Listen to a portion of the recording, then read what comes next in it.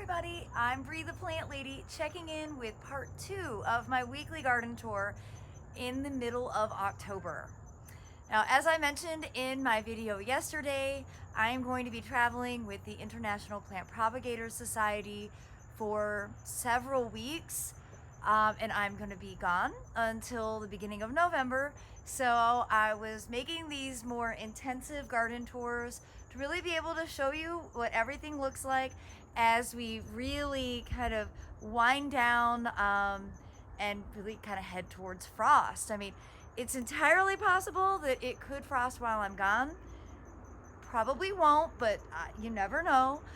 So I really wanted to make sure I get everything documented well and give you all the best possible information so that you might be able to make some wish lists for next year.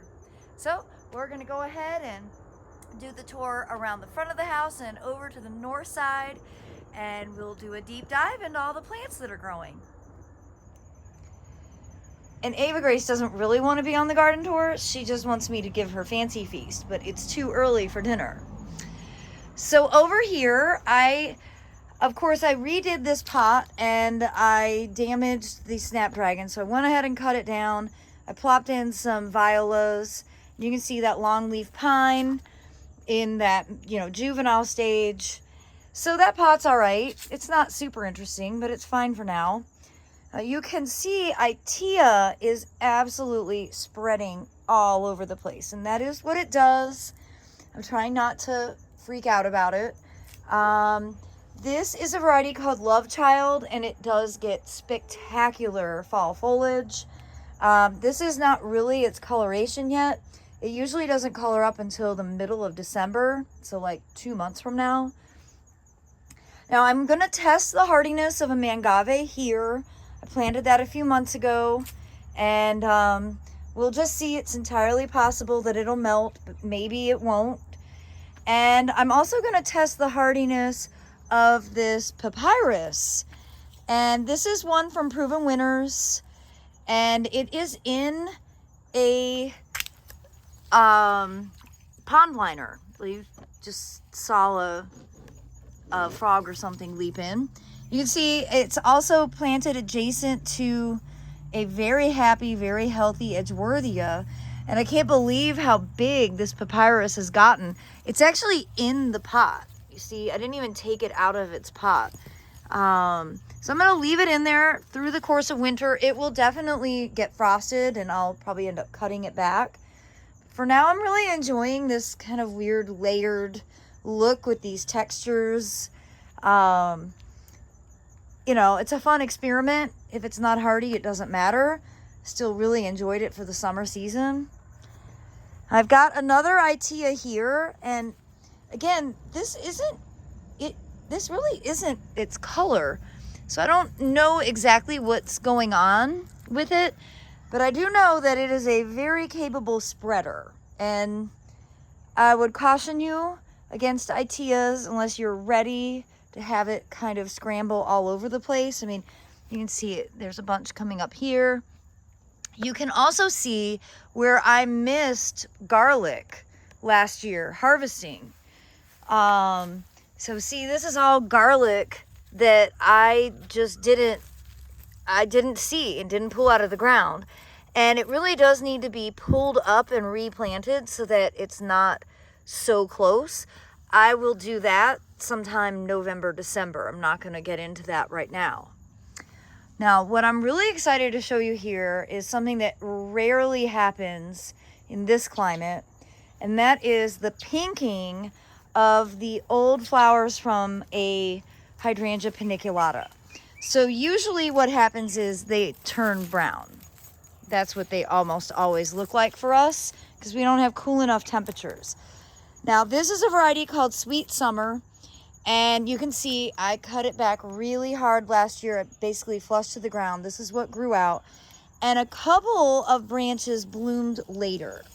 And so that is what's here. These bloomed much later. You see they didn't turn brown from the scorching sun, and they have started to get this beautiful pink coloration, which I can tell you in 12 years here, I've never had pinking on Hydrangea paniculata blooms. Now, obviously, this form isn't totally ideal. I would prefer these to be more upright. I'm not sure Sweet Summer is even a variety that's in the trade anymore. Over here, same variety, has better upright habit, but you can see the blooms have already been scorched and they're brown. Now they're fine, and I like to spray paint them like metallic colors for the holidays, but it would be so awesome if we could get some that actually did do this pinking, because they're a lot prettier just to dry naturally, and then you don't have to spray paint them. I'd say overall, I'm going to give this section like a C-. I didn't put much effort into it. It was never really like that great this year. Partly it's very shady. I also didn't water it. That's on me. I should definitely think about doing a better renovation, and realistically, I should just go ahead and get rid of those compacta hollies. Those have been here since the house was built in the 90s. I cut them way down in 2020, and you know, they've reflushed, but they've got naked bottoms, and I just don't really like clipped hedges. I shouldn't say that. I like clipped hedges in other people's yards. I don't like managing clipped hedges, so I don't really need to have these here. I'm just intimidated with trying to get them out. That's really the only reason they're still here. But as I'm looking and evaluating the space, it really should look better than it does. And that's on me. It's probably fair to acknowledge that everybody has some areas of your garden where maybe you don't give it the same time and attention. Now, one plant that I really do love is this Lindera salicifolia. I think maybe I used to know it as angustifolia. This will get the most incredible tawny brown foliage that holds on. It's tardily deciduous all winter, and it gets incredible color usually around the end of November. So I'll definitely continue featuring that. Now, that's a plant that wants to grow much larger than it is, but I just do some hard cutbacks in the middle of summer every year, and I'm basically maintaining it in this like 3x3 form. Well, I mentioned the Carex in yesterday's video, and it is a wonderful native ground cover for dry shade. Additionally, you've got Ajuga that has done really, really well, and Rhodia japonica to fill in the gaps. Bird-seeded Calicarpa, the American beautyberry. I had a whole bunch of these euphorbias. Most of them die because we're too wet, but this one right here at the base of a live oak has done really well. I'd love to have one there, but that's often not how plants work. Maybe if I find them, I will try, but they'll probably die because that's just kind of how things are. You can see these Hedychium, they grow vegetatively really well. They didn't bloom that well. And in part, I think because I let them get too dry. I don't think that it's actually a shade issue. I think that I just didn't run the sprinkler over here enough. And I mean, you can even see by the color of the sedum, everything kind of suffered as a result of being so dry this summer. One thing that didn't suffer is this olive. It's been in the ground for a few years. This is actually one that I propagated from a cutting that I got from the Bellagio in Las Vegas. Only time I've ever been to Vegas, and what do? I propagate plants. But I'm thrilled that it's alive. I put it here strategically because it gets a lot of overstory cover from the live oak and from this Chinese fringe tree. It would be awesome to get fruit one day. Not like I'm gonna make enough to make my own olive oil or anything, but it's a cool plant to have in the garden. And over here on the north side of the house, there's not a lot to show, kind of just in between seasons. You can see all the Lycoris foliage popping up. I didn't have very many Lycoris flowers this year, but I do have a lot of bulbs in here, and I know I've mentioned in other videos, I have planted hundreds of Lycoris. I don't see hundreds of leaves coming up, so maybe some of my bulbs didn't make it, but good that those did. You can see this camellia is October affair. This is an early blooming Camellia japonica, and it's got really nice big fat buds, but I don't see any blooms opening yet. But I bet by the time I get back from my IPPS trip, I'll have at least a couple of flowers. And you know, that kind of ushers in a whole new season. I don't have a great collection of Camellia sasanquas. I should invest in some because that's what's more traditionally blooming right now. I have more Camellia japonicas that bloom like January, February, March. So as we come back through along the north side, I need to do some cutbacks, and I should do this now because if you don't, these black-eyed Susans just kind of seed everywhere, and they can kind of be a little bit obnoxious, and they're somewhat difficult to pull out. So I should go ahead and pull some of these out, and I could always add these to my bug hotel. I think they would look really cool with the poppy pods.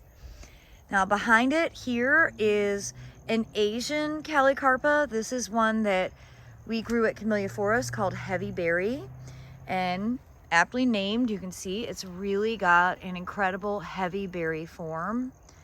It's really beautiful, and you know, the birds eat the seeds same as they eat the natives. And we're not quite into mum season yet, but you can see everything is budded up, and absolutely all of this stuff will be blooming by the time I get back in early November. I'm really relieved to see that the Alstroemeria is coming back to life. This all went dormant this summer because it got too dry, and that doesn't usually happen.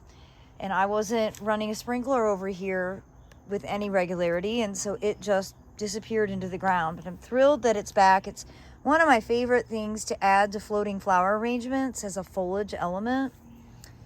And of course, this stand of phlox is still blooming. Not much butterfly activity at this stage, though there have been some monarchs floating around. And Mangave flower stalk watch. This one still hasn't opened yet.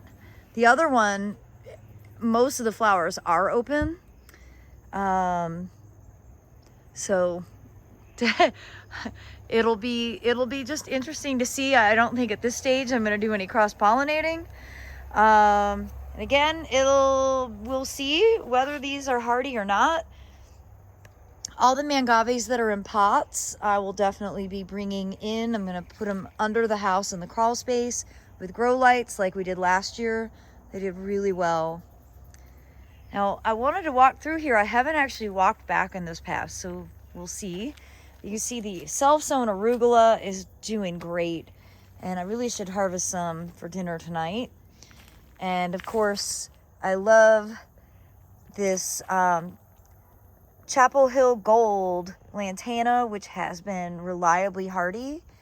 And you can see the sweet potatoes aren't quite covering this archway, but they at least did a little something. And I do have grapes on this grapevine. This is a champagne grape, although I can't really call it that, growing in Fuquay Marina.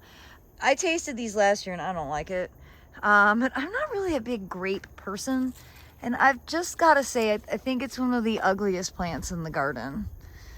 So its days are probably numbered, because I could totally do something way more interesting on this arch. So it is in a pot, and that's because I'm afraid to put a grapevine in the ground. I think it'll run rampant. So you can see asparagus. There's quite a few seed. Those are the little red berries there. And, you know, the bananas are definitely showing some drought stress. But lots of, they set seed. That's what all of these are. Those are fruits with seeds in them. These are not triploids, so they do have huge seeds. And then, of course, the redwood here, which doesn't you know, I think in a few years' time, it's going to fill out and it's going to be great.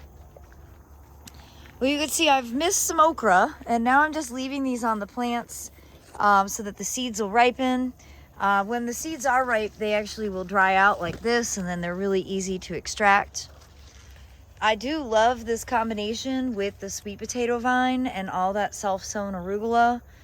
I mean, I've got enough arugula to give everyone in the neighborhood a salad every single day. And as you can see behind me, the Charles Grimaldi Brugmansia continues to put out absolutely spectacular flowers. They're super fragrant just at dusk. And well, it's just always a joy to have this plant growing. I'm very grateful that it's been reliably hardy now for 12 seasons. I had a garden club here the other day asking like, well, what do you do? And I don't do anything. I generally, you know, let it get nipped by frost, and then I'll just put some mulch or some ground leaves around at the base, and usually I end up cutting the stalks all the way down. Oh, there's a butterfly that just flew over. But I don't really do anything special to give it protection. It's well established, and well, it's just one of those plants that I get to enjoy every October. Well, everybody, I hope you enjoyed this installation of my weekly garden tour, and I hope you'll tune in for another segment tomorrow. As always, thanks so much for watching.